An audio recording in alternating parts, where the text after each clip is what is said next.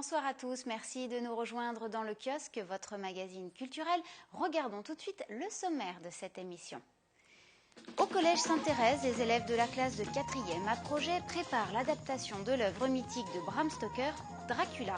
Un projet théâtral au cœur de leur apprentissage, toutes les précisions avec nos invités dans quelques instants. Dans le cadre de rencontres lecture, l'auteure Isabelle Pandazopoulos s'est rendue au lycée de la Plaine de Neauflatrap pour son roman La Décision. Le Prisme à Elancourt donne carte blanche à Kader Atou, l'une des figures marquantes de la danse hip-hop. Nicolas Gervais l'a rencontré pour connaître sa sélection. Alors jouer au théâtre en classe de 4e, ça n'a rien d'exceptionnel comme ça en soi, mais lorsque le projet théâtre s'articule autour d'un objectif commun, pluridisciplinaire qui permet aux jeunes de s'exprimer différemment que par des résultats scolaires, les apprentissages prennent alors tout leur sens. Pour ces élèves de la classe de 4e à projet au collège Sainte-Thérèse au Ménil-Saint-Denis, et nous en parlons ce soir avec leur professeur de français, Christine Meron, bonsoir. Bonsoir. Et vous êtes venue accompagnée d'une des élèves, donc Alice, Fouache, pardon. Voilà, oui. Donc tu es dans cette classe de 4e à projet. Alors peut-être, avant qu'on parle de la représentation que vous allez donner vendredi, donc ce vendredi, le 14 mars, au théâtre de l'Institut Marcel Rivière, dans MGEN, donc à La Verrière. Christine Meron, est-ce que vous pouvez déjà nous repréciser, nous rappeler les grandes lignes fondatrices de cette classe 4e à projet? Qu'est-ce que c'est et ça s'adresse à quel élève? Alors cette classe à projet théâtral regroupe 17 élèves qui étaient en difficulté scolaire pour des raisons de rythmicité trop importantes et ils n'arrivaient pas à suivre, ou pour des raisons de lacunes cognitives qu'il fallait leur redonner. Et ces enfants sont rentrés dans cette classe sur lettre de motivation, c'est-à-dire qu'on n'a forcé personne. Ce sont les élèves qui écrivent une lettre pour postuler à cette classe. Le but de cette classe, c'est bien évidemment, et toute l'équipe est complètement, en interdisciplinarité, transdisciplinarité, c'est de leur redonner confiance en leur justement redonnant des bases, les lacunes et les bases fondamentales des savoirs, mais aussi redonner confiance à travers un projet ambitieux qui est un projet de création et qui est un projet théâtral. Donc en fait, l'œuvre théâtrale est au centre du projet, oui. Et ensuite toutes les disciplines vont être fédérées autour de ce projet. Alors le projet littéraire, peut-être d'abord, première question à toi Alice, qu'est-ce qui t'a, justement, ton professeur disait, tu as écrit une lettre de motivation, tu as même passé un entretien avec le chef d'établissement pour intégrer cette classe. Qu'est-ce qui t'a motivé? Pourquoi tu voulais aller dans la classe 4e à projet? Je voulais y aller parce que le théâtre m'intéressait beaucoup. J'aime bien en faire en dehors. Et aussi pour pouvoir, par exemple, mieux gérer mes émotions ou pour pouvoir m'améliorer dans des matières comme par exemple le français. D'accord. Donc tu es arrivé dans cette classe en te disant, voilà, moi j'ai des objectifs, je veux y répondre en fin d'année. Oui. Et aujourd'hui, est-ce que tu peux déjà nous dire, voilà, cette classe m'a permis d'arriver à telle ou telle finalité, est-ce que tu en es contente? Oui, j'en suis contente, j'ai même réussi à faire tout ce que je voulais faire. D'accord, donc les objectifs sont remplis. Oui. Donc Christine, voilà, ça c'est un des objectifs fondamentaux pour vous, qui gagnent confiance en eux. Oui. Vous parliez du rythme scolaire qui n'était pas facile. Dans des classes lambda, oui, dans des classes ordinaires.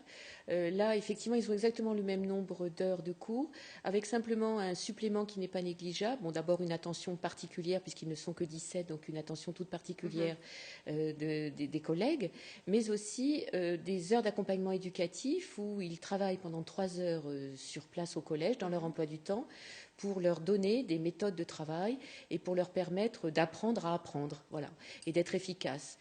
Parce que ces enfants-là, bien souvent, quand ils se retrouvent chez eux, ont beaucoup de mal à gérer un agenda. La méthodologie, on en parle beaucoup de la méthodologie, mais surtout à apprendre.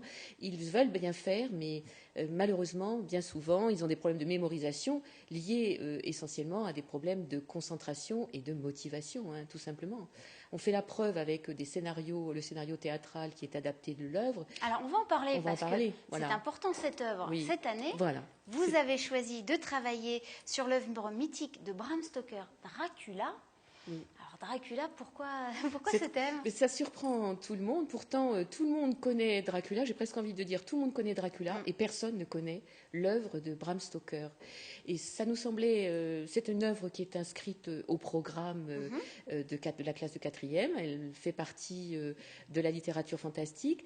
Mais nous sommes emparés de cette œuvre parce que nous estimions que, d'abord, elle fait écho auprès des jeunes. Hein. Quand on a proposé Dracula à la classe, ils étaient tous très, très contents. Mais ils n'avaient peut-être pas les mêmes références. Mais voilà, il a fallu creuser l'œuvre pour leur montrer que eux-mêmes étaient quelque part sujets ou soumis à vampirisation.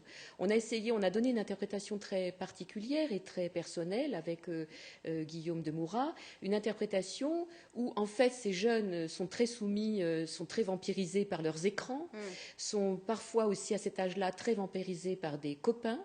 Et donc, il me semblait intéressant de leur montrer que dans cette œuvre-là, nous tous, nous avons montré que la part d'ombre et de lumière en chacun de nous existe, qu'on porte tous un Dracula en soi. Et c'est une œuvre aussi très structurante du point de vue des valeurs, parce que c'est c'est un livre qui oppose le bien et le mal. Et c'est donc grâce à une équipe, autour des limites. Voilà. Aussi. Et c'est grâce à une équipe de personnages et dont Mina, que joue Alice, mène au triple galop, que justement on va éradiquer ce mal grâce à la science, mais aussi grâce à des valeurs du bien. Alors justement, comment vous avez abordé ces thèmes? De quelle manière vous les avez traités? Puisque là, vous donnez une vision, on n'est pas dans les vampires qui mordent, qui transmettent, etc. Enfin, il n'y a pas une notion de sang. Non. Voilà, même le personnage même du vampire n'apparaît pas. Non. Alors comment vous l'avez traité du coup? Bien, on voulait effectivement ne pas tomber dans toute cette filmographie ou représentation du vampire sanguinaire ou du vampire gentil comme les Twilight, puisque ça fait le délice de nos collégiens. On voulait montrer justement que le vampire, c'est un personnage qui incarne le mal et que eux-mêmes, il y avait des douleurs à être, soumis à des désirs, à des choses qui attirent, mais en même temps font mal. Et donc on l'a traité du point de vue de la représentation. Guillaume de Murat a fait le choix de traiter toutes les parties, je dirais, attractives et spectaculaires dont certains cinéastes s'emparent, en ombre chinoise. Et d'ailleurs, c'est grâce à l'idée de certains collègues, notamment en sciences physiques, en arts plastiques, que tout ce travail d'ombre et de lumière a été travaillé en classe. Alors, pour donner quelques exemples... Alors voilà, parce que c'est ça qui est intéressant. En plus, je dirais, de l'œuvre, c'est que le projet fédère toutes les autres disciplines. Alors, j'aimerais que vous nous donniez des exemples concrets. Comment, je ne sais pas moi, les mathématiques, les sciences, l'art plastique, a pu intégrer le projet Dracula. Bien, pour que ça reste en ligne en plus avec c'est-à-dire que nous, on doit apporter toute la matière qui va nourrir le travail du metteur en scène. Donc, le professeur de sciences physiques s'est emparé évidemment d'un thème évident dans Dracula, c'est-à-dire l'ombre et la lumière. Et puis, le professeur de mathématiques, puisque vous savez qu'il y a beaucoup de caisses avec les cercueils, parce que Dracula arrive avec tous ses cercueils en Angleterre, il a travaillé les volumes, il a travaillé aussi la démarche scientifique, puisque c'est le professeur Van Helsing, qui va justement persuader tous les personnages que le vampire peut être vaincu et qu'il incarne un certain nombre de choses. Bon. Et puis, le professeur d'art plastique va travailler sur les représentations, il les a fait travailler sur des arrangements, sur des photos qu'ils ont prises, et puis ensuite des photos de plus en plus agrandies, et enfin, avec des systèmes de Photoshop pour essayer de rectifier l'image. Donc, il y aura un diaporama aussi qui passera pendant le spectacle. Le professeur de PS a travaillé aussi sur équilibre et déséquilibre, puisque c'est des personnages qui sont équilibrés, mais qui, à un moment donné, du fait de la vampirisation, sont déséquilibrés.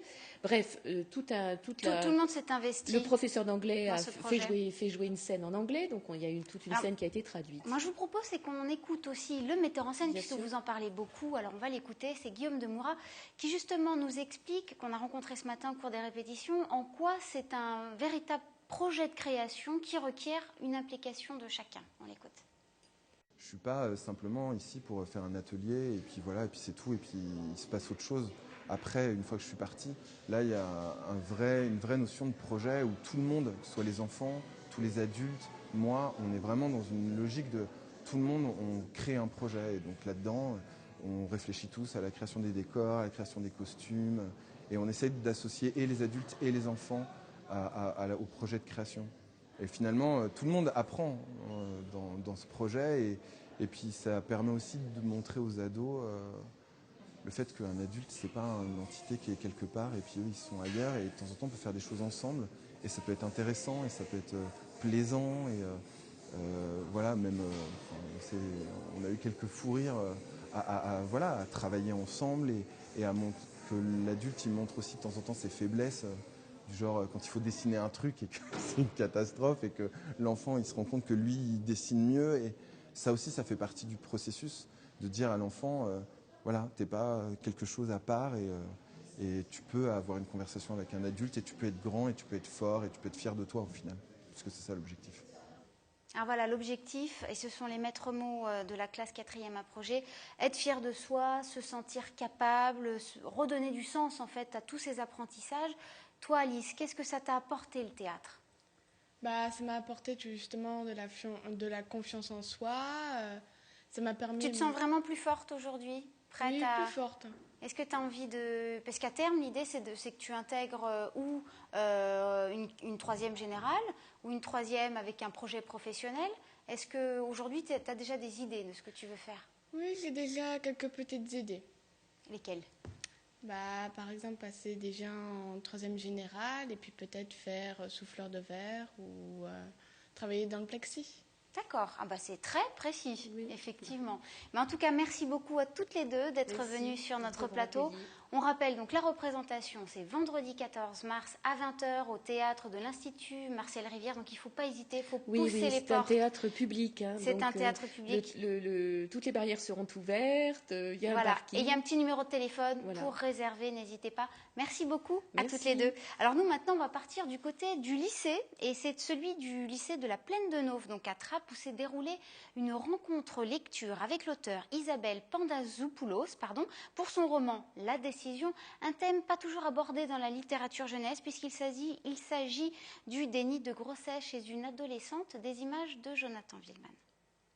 C'est au CDI du lycée de la Plaine de Nauve à Trappes que se sont rencontrés des élèves de seconde et l'auteur Isabelle Pandazopoulos. Son roman, intitulé La Décision, a été choisi par une vingtaine d'élèves pour participer au défi lecture proposé par les enseignants. Nos élèves ont tout de suite été accrochés par le thème, par le fait qu'une lycéenne accouche dans les toilettes du lycée. Je pense que le thème, le cadre, les a interpellés tout de suite et c'est l'un des livres qui a eu le plus de succès. Un succès couronné par une rencontre avec l'auteur, une occasion d'échanger notamment sur la méthode d'écriture, le rôle des personnages et le sujet de fond, le déni de grossesse chez une adolescente. Un sujet rarement abordé dans la littérature jeunesse. C'est absolument pas un témoignage, c'est un roman. Donc je me suis documentée effectivement pour être au plus juste des sentiments du personnage principal et de la réalité que je décrivais. Mais tout est inventé. C'est tabou, en tous les cas, c'est extrêmement caricaturé dans la presse, puisque on en parle des dénis de grossesse quand il y a des infanticides ou quand il y a des procès. Par contre, la logique et dans ce dans quoi les femmes sont quand elles vivent ça, c'est absolument pas pris en compte ou raconté, ou on n'est que dans le spectaculaire. L'idée, c'était d'essayer de comprendre, parce que c'est extrêmement mystérieux. On pense que ça arrive à personne, mais en fait c'est quelque chose qui est là, qui est autour de nous, mais personne n'en parle. Alors ça m'a intéressée, quand j'ai vu le sujet, je me suis dit j'ai envie d'en savoir plus. Moi j'ai pas de point de vue sur ce que le lecteur doit retenir, justement l'idée c'était plutôt de le faire réfléchir et d'être ému par le parcours de cette jeune fille et du coup d'essayer d'adopter un point de vue critique plutôt que d'être dans des pensées stéréotypées. Comprendre tout seul, c'est pas facile. On a pu savoir ce qu'elle ressentait sur le livre et tout ça, et comment elle l'a écrit, dans quelles conditions, à quoi elle a pensé quand elle l'a écrit. C'est enrichissant de savoir comment elle a fait. Tous les ans, des rencontres lectures sont organisées par le réseau des médiathèques de Saint-Quentin en Yvelines. Isabelle Pandazopoulos rencontrera collégiens et lycéens du territoire jusqu'au 21 mars. Alors comme vous le savez, cette année, nous fêtons 30 ans de hip-hop sur le territoire. Et à cette occasion, le Prisme à Elancourt donne carte blanche à l'une des figures de la danse hip-hop, Kader Atou, qui est également directeur du Centre chorégraphique national de La Rochelle. Nicolas Gervais l'a rencontré, on l'écoute. Figure majeure de la danse hip-hop, il dirige actuellement le Centre chorégraphique de La Rochelle et le Prisme lui a accordé une carte blanche à l'occasion de 30 ans de hip-hop à Saint-Quentin en Yvelines. Il nous présente donc The Roots, son spectacle, mais également Rage d'Anthony Egea le 14 mars et le 16 mars, c'est Anne Nguyen avec Promenade obligatoire. Voici donc Kader Atou dans le kiosque Saut de l'Ange. Ça va Nico? Non. Sabine m'a contacté, c'est vrai que c'est un petit peu ma maison ici. Je suis venu à plusieurs reprises montrer mon travail et quand Sabine m'a proposé en fait cette carte blanche, j'ai tout naturellement accepté. 2 chorégraphes issus de l'esthétique hip-hop avec une parité certaine, Anthony Egea et avec son spectacle Rage et Anne Nguyen avec Promenade obligatoire.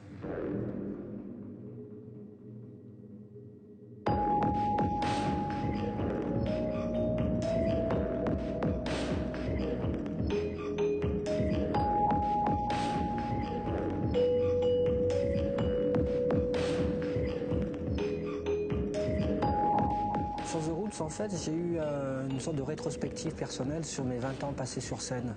Et je me suis posé la question, mais tout ça, ça vient d'où finalement, quoi? Et je me suis revu, moi, gosse que j'étais, en 84, j'avais 10 ans, et je découvrais HIP, HOP. Et je me suis posé la question, mais s'il n'y avait pas eu cette émission, est-ce que je serais là en train de vous parler ou en train de danser tout simplement, quoi? Je me suis entouré de 11 danseurs hip-hop d'excellence. Le point d'interrogation de The Roots, c'est finalement qu'est-ce que c'est la danse hip-hop. Donc j'ai fait tout un travail à partir de ce que sont les danseurs, de leur histoire, etc. C'est pas un spectacle qui narre l'histoire de la danse hip-hop, mais c'est plus un spectacle danse. On pourrait qualifier ça d'un ballet, où je mets en fait en facette toute la richesse de cette danse. Cette danse, elle a à la fois dans son énergie, dans son esthétique, dans sa prouesse technique, dans sa poésie.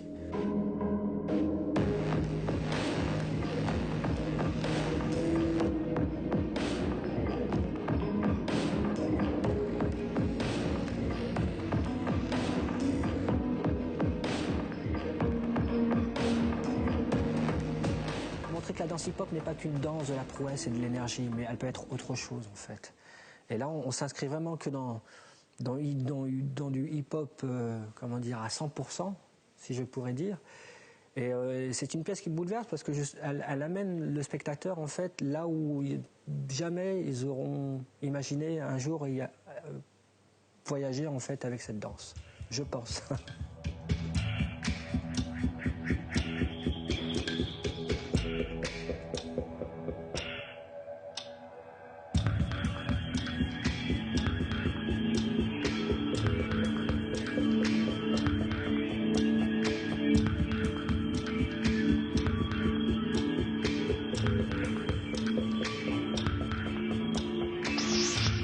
Le crump, c'est, on va dire, une des variantes de la danse hip-hop, entre parenthèses, une danse née au Los Angeles, qui a, comment dire, a pour gestuelle une manière de ressortir toute la rage, le mal-être, la haine qu'on peut avoir, en tout cas, sur un certain nombre de choses, et qu'on le ressort un peu de cette manière. Donc ça a créé, en tout cas, un style assez atypique. Donc une manière de sortir, de prendre, de tordre, etc., cette haine pour la jeter.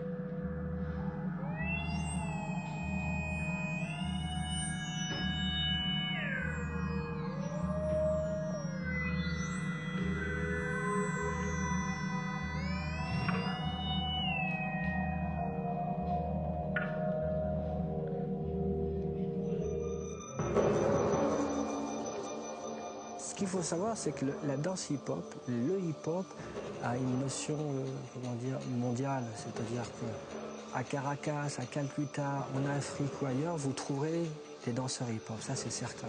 On se nourrit forcément de là où on vient en fait. C'est-à-dire notre hip-hop en France est nourri de la danse contemporaine par exemple et d'autres choses. En Afrique, elle ne s'est pas nourrie de la danse contemporaine, mais elle s'est nourrie forcément d'autres choses et de leur histoire à ces danseurs-là, quoi. Et donc ça a donné quelque chose d'assez extraordinaire en tout cas. et dans la façon de le vivre et dans la façon de le danser. Anthony, en tout cas, avec ses danseurs, il est parti explorer toute cette rage qu'incarne le Krumps, mais version Afrique. Et ça, c'est un cocktail assez étonnant.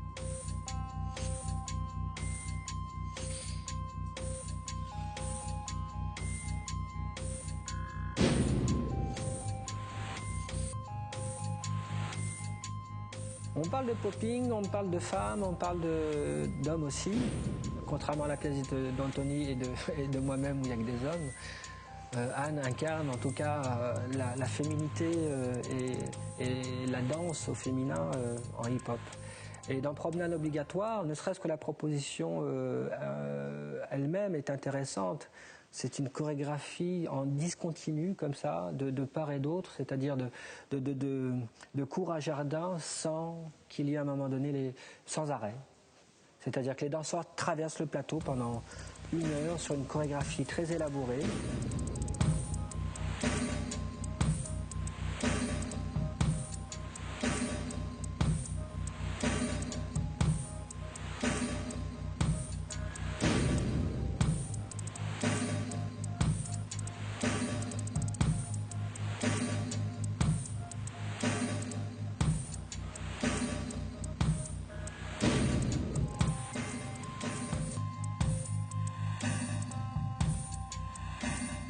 Il y a quelque chose de très hypnotique en fait dans ce travail-là. Et c'est vrai que tous les aspects esthétiques, entre autres le popping, le smurf, le boogaloo aussi, des danses debout hip-hop, y est largement représenté, quoi. Et donc du coup, ça fait pour moi une sorte de contrepoids avec la proposition d'Anthony et celle de Anne. Et une info d'importance encore avant de nous quitter, sachez que pour une place achetée pour Wedge, c'est une place offerte pour Promenade obligatoire le 16. Alors 2 spectacles pour le prix d'un, on ne s'en prive pas.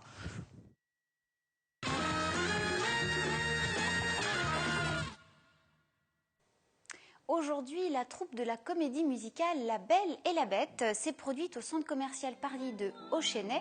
Lors de ce showcase qui a attiré petits et grands, les comédiens ont interprété les titres phares de leur spectacle adapté du film de Walt Disney. Ce que vous voyez aujourd'hui, c'est ce qui se passe dans le théâtre. Alors évidemment, il n'y a pas de costume, il n'y a pas de décor. C'est différent pour nous parce qu'on est habitué à avoir avec les chansons une atmosphère, un décor, un costume pour chaque personnage.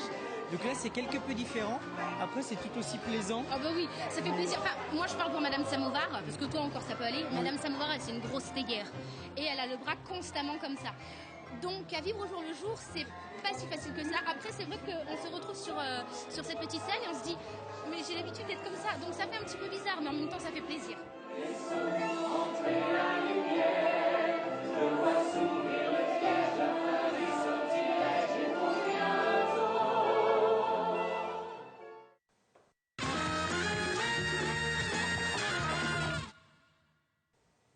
Allez, nous sommes mercredi, donc retrouvons vos sorties ciné au micro d'Élodie Moine. Je pensais que c'était un peu cliché par beaucoup de choses. Bon, c'est quand même un film extrêmement moyen et je suis gentille. C'était trop marrant. En plus, j'adore Kev Adams. Un film très émouvant, super film, très attachant et on ne s'ennuie pas une minute et on s'attache à tous ces élèves et on leur souhaite une bonne chance. J'ai trouvé que c'était un documentaire vraiment très intéressant, très émouvant et je trouve que c'est assez encourageant de voir tous ces jeunes qui font l'effort d'apprendre le français et je trouvais que c'est un film très optimiste. Très bon film, manque un peu de rythme je trouve dans le film, mais bon, gros casting et c'est bien de voir une partie de la guerre qui est rarement dépeinte au cinéma, je trouve. J'ai pensé que c'était plutôt bien, effectivement, que c'est aussi un sujet que j'ai trouvé intéressant de s'intéresser à cette partie de la Seconde Guerre mondiale qui est souvent passée sous silence généralement. Donc mon bilan serait plutôt positif, je pense. Sans plus, quoi. Bon, c'est très bien mis en scène, il y a de très grands acteurs, mais ça ne m'a pas passionné, disons. C'est un excellent film, le scénario est bon, les acteurs sont bons, c'est très sympa. Alors notre professionnel du cinéma cette semaine, c'est Luc Bocan, directeur du Ciné 7 à Elancourt, qui nous livre son coup de cœur. On l'écoute. Mon coup de cœur aujourd'hui, c'est le magnifique film Diplomatie de Volker Schlondorf, excusez-moi, je vais réussir à prononcer son nom, avec un duo étonnant qui a déjà d'ailleurs interprété cette pièce, puisque le film est issu d'une pièce, Nissa Restrup, récemment césarisé, et le grand André Dussolier. Donc c'est un face-à-face qui se passe pendant la guerre 39-45 et qui va permettre à Paris de conserver ses murs, ses immeubles, etc. etc. Donc c'est passionnant, c'est assez théâtralisé évidemment, c'est vraiment un huis clos, mais c'est un très beau film à découvrir donc au Ciné 7 cette semaine. Ainsi nous ne verrons plus ce dôme, nous ne verrons plus le Louvre ni la place de la Concorde. Nous ne verrons plus ces enfants jouer dans les parcs et les 2 tours de Notre-Dame. Tout doit disparaître pour toujours.